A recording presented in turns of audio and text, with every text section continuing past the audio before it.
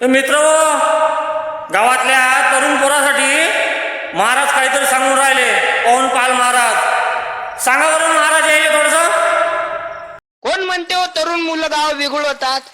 अरे ते तरुण मंडळी गावात आहेत म्हणून सर्व कामं पार पडतात. अरे लग्न असो, मरण असो, धार्मिक कार्यक्रम असो, वार्षिक सप्ते असो, 5-5 हजार लोकांची पंगत तरुण मुलंच वाढतात, तेच पार पाडतात. तिथं काय आहे शान बादशाची दुकान फुटाण्याचं? मोठे माणसं काम करतात काय? त्यानं तर एक पंगत वाढली की त्याची कंबर दुखते. मग मुलंच काम करू शकतात नाही, ते कसे काय गाव बिघडवतील? आता प्रत्येक क्षेत्रात मुलं उभे राहिले पाहिजेत. अरे ग्रामपंचायतीत मुलांना सहभाग द्या, त्यांना पुढे घाला. गावाचा विकास झाल्याशिवाय राहणार नाही.